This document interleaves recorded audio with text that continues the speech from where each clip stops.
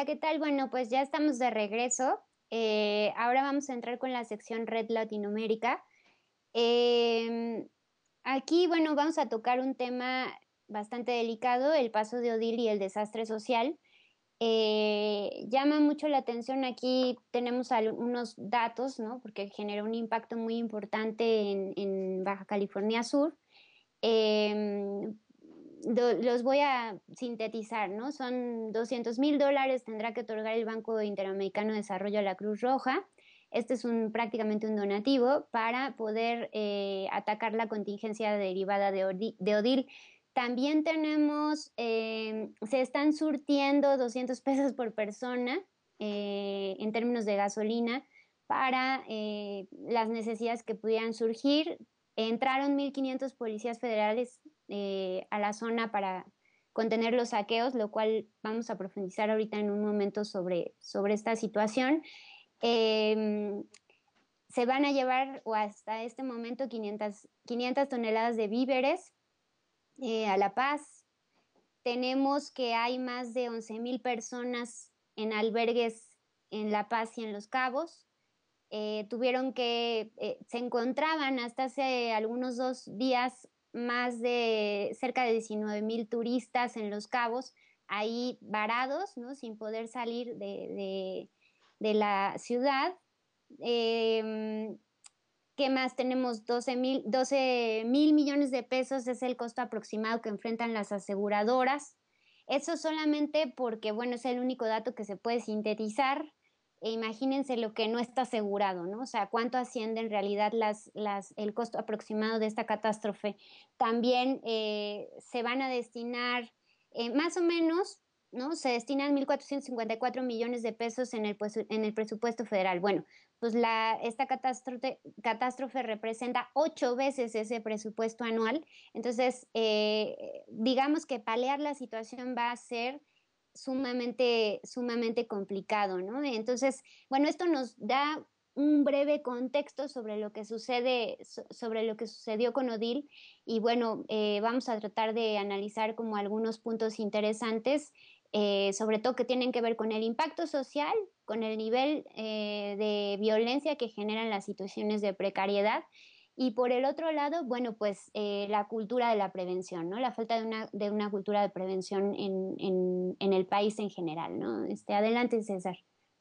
Pues mira, yo quiero centrarme en, justo ahora que estamos retomando lo de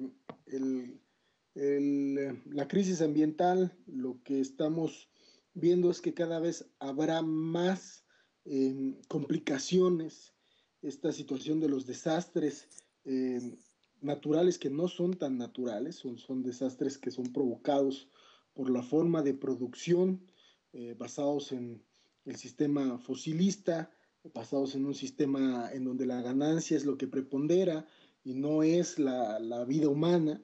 Entonces, creo que podríamos leer Odil como esta situación cínica de enfrentar un problema climático por parte de lo que el Estado mexicano ha hecho. ¿Por qué cínica? Porque vea, o sea, viene Odil, es impactante la noticia, o sea, ya saben que viene, ya saben que va a tocar tierra, ya lo saben, eh, y de todos modos no le avisan con tiempo a los 30,000 turistas que están ahí. ¿Qué es lo que importaba? Lo que importaba era la ganancia, o sea, no podían sacar a esos 30,000 turistas porque evidentemente tenían que hacer pues ajustes y en la medida en que quizás sí, quizás no, tal vez, a lo mejor, pues podemos jugar al mago a que esto no termina en un desastre, pues evidentemente llevan muy lejos esta situación.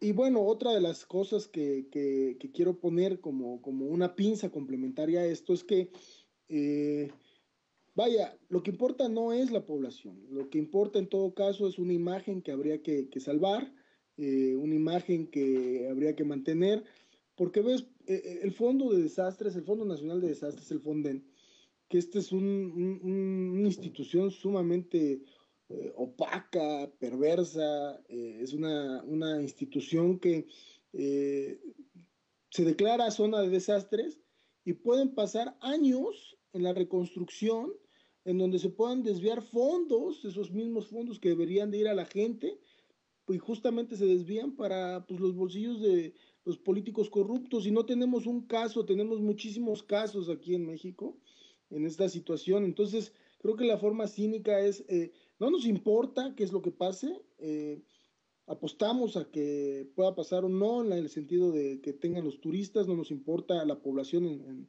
lo mínimo, y después decimos que estamos trabajando y buscamos que, digamos, las clases medias puedan tener algún cierto tipo de privilegios y generamos esta dinámica en donde, eh, en donde prácticamente lo que importa en muchos de los sentidos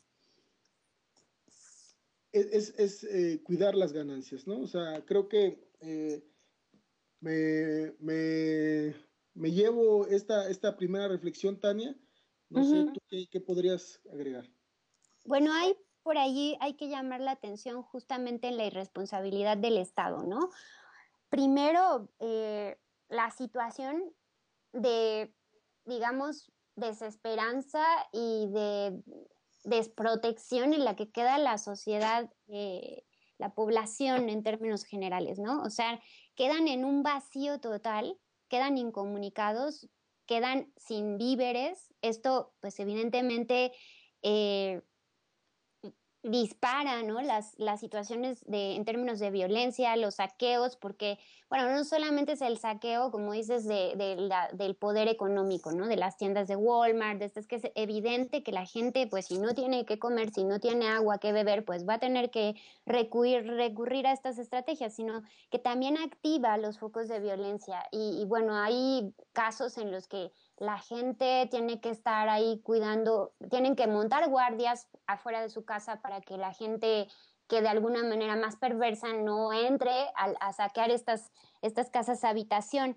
Entonces, esto en qué desemboca justamente en lo que mencionábamos hace un momento, ¿no? En la necesidad de introducir a la fuerza pública para controlar la situación y bueno, esto ya sabemos lo que va a generar, ¿no? El problema de una especie de, ahí como una situación en donde no hay reglas y un poco pues lo que se quejaba la gente de acuerdo a los testimonios es sobre la cuestión de ahora revisan a todo mundo, a todas las personas que estén por ahí vagando que en la noche, ¿no? Ya sea la situación que tengas que resolver, tú puedes ser de alguna manera revisado y eso, bueno, pues es un atentado contra ciertas libertades y bueno, y es digamos, es bastante preocupante, ¿no? Que esta situación de donde pues no hay autoridad que regule, no hay una situación de orden que pueda garantizar la estabilidad y la tranquilidad de las personas, a pesar de que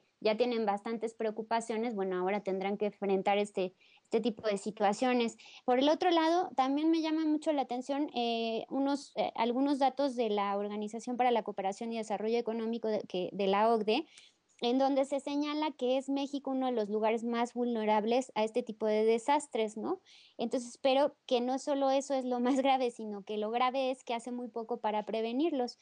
Menciona que prácticamente el 60% de los edificios construidos en el país, al menos en el año 2000, en el año 2011, presentan ilegalidades por, entre muchas otras razones, porque están construidos en zonas prohibidas o bien porque están construidos bajo otro tipo de uso de suelo, ¿no? Entonces, la gente miente para que sus permisos sean aprobados y bueno, eso de alguna manera pues deja en un riesgo muy importante estas construcciones porque no se sabe realmente los retos que pudieran enfrentar más adelante en términos de desastres naturales.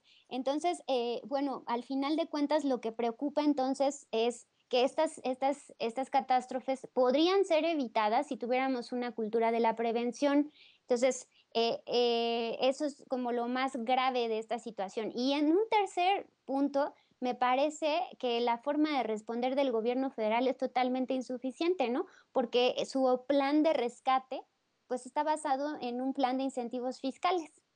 ¿No? A eso se reduce, digamos, en términos más importantes, la, la forma de resolver esta crisis. condonando o difiriendo los pagos por conceptos del impuesto sobre la renta. Esa es una. Hay otra por ahí que dice, bueno, las inversiones en las zonas afectadas que se realicen entre el 15 de septiembre y hasta el 31 de diciembre, pues serán sujetas a una deducción inmediata en términos de impuestos. Hay otra medida por ahí que se van a otorgar créditos de hasta 2 millones de pesos con una tasa de interés menor al 10%. O sea, a lo que quiero llegar es que seguimos hablando de dinero, ¿no? Y la gente, ¿cuándo? O sea, y la población, ¿cuándo va a recibir como pues una manera contundente de parte del gobierno federal para poder resolver la situación de precariedad en la que están en este momento, ¿no? Sí, no, y fíjate, ahorita recuerdo mucho lo que pasó en la montaña de Guerrero, ¿no? O sea, cuánto tiempo tiene y todavía hay gente que no ha podido recuperar su casa, justo porque lo que pasa con el Fonden es eso, o sea, hay una manera cínica de enfrentar el problema. Podemos tener siempre la ganancia, eso significa que no nos importa a los turistas, 30,000 estaban ahí, cuando los pudieron haber alertado desde antes, no lo hicieron. Una vez que viene el desastre se controla, la situación se sale de control porque, o sea, digamos, cuando la situación se sale de control, porque no hay alimento, porque no hay víveres, empiezan a haber estos saqueos y entonces lo que sucede es que el Estado manda a la nueva Guardia Nacional para detener eso, pero no manda los víveres necesarios para poder hacerlo porque el Fonden y todo lo demás, pues, o sea, la Cruz Roja se tiene que hacer cargo, no es el Estado, tiene que haber estos estímulos fiscales y prácticamente estos recursos evidentemente irán a parar a la mano quizás de algún político corrupto porque ya conocemos cuál es el caminito. No es necesario, han pasado en muchísimos lugares. ¿Qué es lo que importa? Lo que importa es, bueno, pues a los que vayan a generar un cierto tipo de conflicto, que son los comerciantes, pues les damos algún cierto tipo de incentivos fiscales. Si se ponen más agresivos, les damos una parte del dinero, especialmente a los hoteleros, y así resolvemos el problema.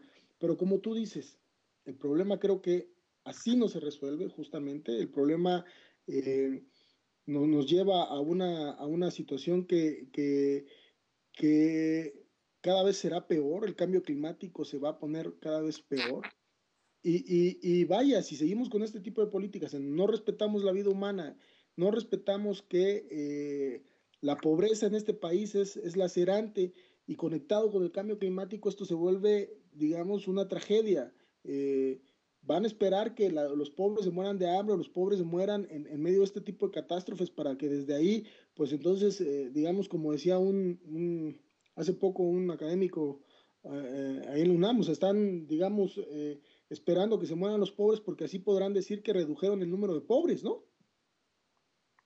Sí, efectivamente, César, yo creo que o sea, digamos que es una ejemplificación, ¿no? De Odil ejemplifica lo que de manera potenciada puede suceder a nivel mundial y ejemplifica también la manera tan poco efectiva que tienen las autoridades de responder, la poca conciencia que hay sobre la necesidad de hacer las cosas bien, de planear la infraestructura, de planear los desarrollos urbanos, de respetar ciertas reglamentaciones que pues para eso justamente están, para evitar estos desastres, ¿no? Y por el otro lado, el privilegio de los intereses económicos y empresariales sobre la cuestión de los problemas que enfrenta la ciudadanía en este tipo de crisis, ¿no? O sea, primero vamos a dar créditos y entonces, bueno, hasta los micro y los micronegocios, ¿no? Y estos pequeños negocios que quedaron completamente destruidos van a tener acceso a créditos.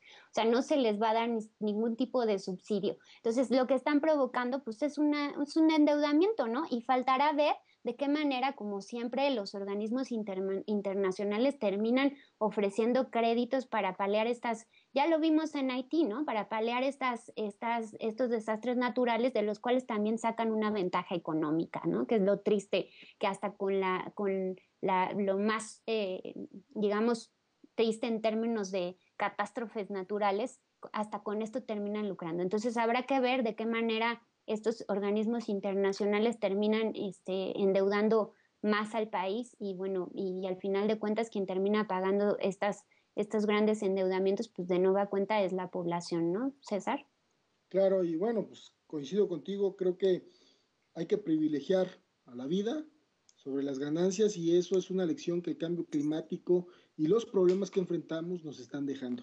Y bueno, Tania, pues se nos ha acabado el tiempo en este programa de Alameda 67.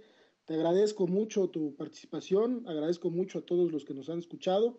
Nos despedimos, esto ha sido Alameda 67, los dejamos con el Ska de la Tierra.